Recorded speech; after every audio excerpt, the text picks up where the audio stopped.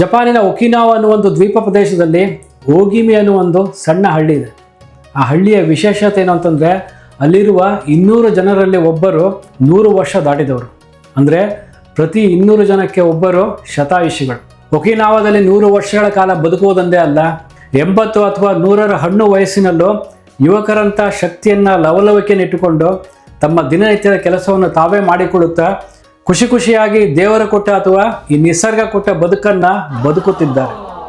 ಉದಾಹರಣೆಗೆ ಈ ವಿಡಿಯೋದಲ್ಲಿ ಕಾಣುತ್ತಿರುವ ವ್ಯಕ್ತಿಗೆ ಈಗ ಬರೋಬ್ಬರಿ 87 ವರ್ಷ ವಯಸ್ಸು. ಇವರು ಒಬ್ಬ ಕರಾಟೆ ಟೀಚರ್.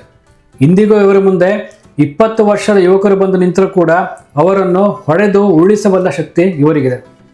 ಇನ್ನು ನಮ್ಮ ಈ ತರುಣಿಯನ್ನು ನೋಡಿ, ಇವರಿಗೆ ಈಗ 85 ವರ್ಷ ವಯಸ್ಸು. ಬೆಳಗ್ಗೆ ಎದ್ದು ಎಂದಿನಂತೆ ವಾಕಿಂಗನ್ನು ಮಾಡುತ್ತಾರೆ. ಮನೆಯಲ್ಲಿ ತಾನು ಒಬ್ಬಳೇ ಇದ್ದು ಬೇರೆಯವರ ಮೇಲೆ ಅವಲಂಬನೆ ಇಲ್ಲದೆ ದಿನನಿತ್ಯವೂ ಹಲವಾರು ಬಗೆಯ ಅಡುಗೆಯನ್ನು ತಾವೇ ಮಾಡಿಕೊಳ್ಳುತ್ತಾರೆ. ಇವರ ಮನೆಯನ್ನು ನೋಡಿ ಎಷ್ಟು ಚೊಕ್ಕವಾಗಿದೆ, ಎಷ್ಟು ವ್ಯವಸ್ಥಿತವಾಗಿ, ಎಷ್ಟು ಆರ್ಗನೈಸ್ ಆಗಿ ಇವರೇ ಇಟ್ಕೊಂಡಿದ್ದಾರೆ. ಇನ್ನು ಈ ಸುಂದರಿಗೆ 3 ವರ್ಷಗಳ ಹಿಂದೆಯೇ 100 ವರ್ಷ ತುಂಬಿದೆ. ಆದರೂ ಕೂಡ ಇಂದಿಗೂ ಸಕ್ರಿಯವಾಗಿದ್ದಾರೆ. ಆ ವಯಸ್ಸಿಗೆ ತಕ್ಕಂತೆ ಆರೋಗ್ಯವಾಗಿದ್ದು ತಮ್ಮ ಜೀವನವನ್ನು ಸಂಪೂರ್ಣವಾಗಿ ಅನುಭವಿಸುತ್ತಿದ್ದಾರೆ. ಒಕಿನಾವಾದಲ್ಲಿರುವ ಈ ಹುಡುಗರು 80-90 ವರ್ಷದ ಹಿರಿಯರು. ಸಂಜೆಯ ವೇಳೆಗೆ ಒಟ್ಟಿಗೆ ಸೇರಿ ಆನಂದದಿಂದ ಮೋಜು ಮಸ್ತಿ ಮಾಡುವುದಕ್ಕೆ ವಯಸ್ಸಿನ ಮಿತಿಯೇ ಇಲ್ಲ. ಇಡೀ ಊರಿನಲ್ಲಿ ವೃದ್ಧಾಪ್ಯದ ಓಲ್ಡ್ ಏಜ್ನ ಕುರುಹು ಅಥವಾ ಭಯ ಇಲ್ಲವೇ ಇಲ್ಲ.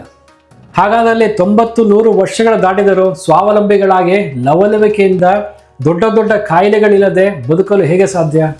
ನೀವು ಹೆಚ್ಚು ವರ್ಷಗಳ ಕಾಲ ಬದುಕಬೇಕು ಅಂದರೆ 100 ವರ್ಷಗಳ ಕಾಲ ಬದುಕಿದವರಿಂದ ಆ ರಹಸ್ಯವನ್ನು ತಿಳಿದುಕೊಳ್ಳಿ. ಈ ಗುಟ್ಟನ್ನು ತಿಳಿದುಕೊಳ್ಳೋಣ ಪುಸ್ತಕರಂಗ ಯೂಟ್ಯೂಬ್ ಚಾನಲ್ನಲ್ಲಿ. ಅದರ ಲಿಂಕು ಕೆಳಗಡೆ ಇದೆ. ಶತಾಯುಷಿಗಳಾಗಿ, ದೀರ್ಘಾಯುಷಿಗಳಾಗಿ.